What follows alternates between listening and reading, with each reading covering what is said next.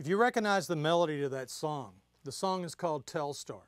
And what makes Telstar so interesting, not only was it an instrumental by a group from Great Britain called the Tornadoes, but it was the first song in rock and roll history recorded by a British band that actually reached #1 on Billboard magazine in the United States. Now, of course, that's before the Beatles and the British invasion. But Telstar was composed by a great producer, engineer in Great Britain whose name was Joe Meek. Now, it's amazing because Joe was tone deaf, but somehow he came up with the melody. He had a small recording studio above a leather shop, and there he performed his magic.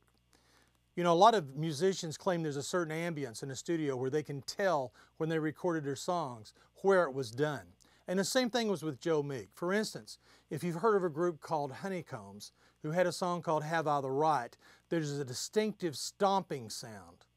That stomping sound was performed on Joe Meek's stairs. Joe Meek hand-built a number of his equipment.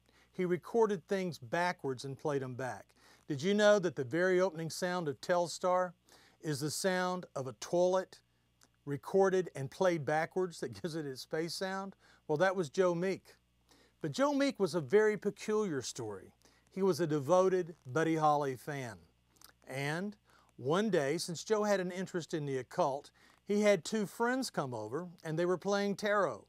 And as the tarot cards were turned, one turned the cards, the other wrote the message, they held hands, and all at once the message was given to Joe Meek that on February 3rd, Buddy Holly dies. This was in 1958.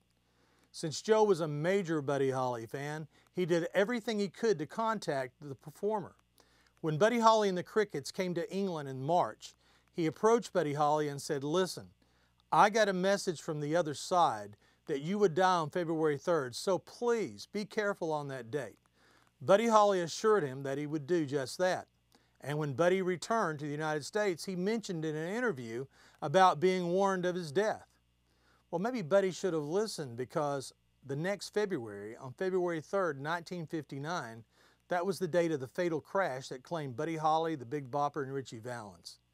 With Buddy Holly's death, Joe Meek was convinced that there were messages sent to him from beyond. And since he was a Buddy Holly fan, he composed a song called A Tribute to Buddy Holly. And in the song, it was recorded by the Outlaws and a singer by the name of Mike Berry. And after he composed the song, he actually had the Buddy Holly Fan Club of England come and listen. They approved of it, but he still needed one more approval. So a seance was held in his studio, a seance to contact Buddy Holly from the afterlife. Did it work? Well, according to Joe Meek and the people at the seance, a message came through that simply said, "See you on the charts." So now, Joe Meek was getting inspiration from dead rock stars. There was an article about how a psychic was holding seances to write new music. The song, The Tribute to Buddy Holly, placed on the British charts, but it never did very well in the United States and is basically unheard. But the deeper that Joe Meek got into seances, the deeper he got into the occult, he began to change. He was convinced that there were bugs placed throughout his studio so people could hear his techniques. He actually found some electronic listening devices. The question is, who had placed them? And the greatest producer in the United States at the time was Phil Spector. So Phil Spector and Joe Meek were the two that actually carried on rock and roll until the British invasion in '64. One time, Phil Spector had called Joe Meek, and Meek hangs the phone up angrily, accusing Phil Spector of stealing his sounds. We know that's not true because both men accomplished it through different ways. However, Joe Meek, more determined into the occult, changed completely with his personality. A body was found. Not only a terrible murder, but the body had been dismembered and placed in 2 suitcases. It was called the Suitcase Murders.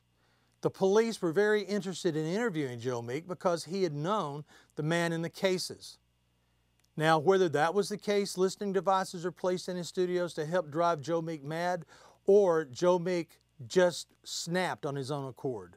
We know that in 1967, the British invasion, the new sounds had eluded him, and Joe Meek goes into his studio. The landlady had come to have him remove his materials and leave. And all at once, a terrible shotgun blast sounded from the studio offices. A body of the landlady came tumbling down the stairs, her back still smoldering from the buckshot. One of the assistants rushed up and saw Joe Meek turn the gun on himself. The importance of his death was the day it happened.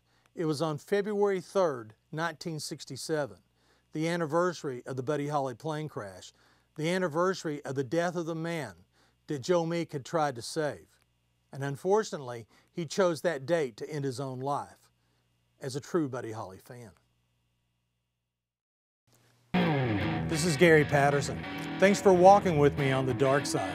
You know, you may think some of these stories are fact and some are fiction, but one thing for certain, you'll never listen to your music exactly the same way again.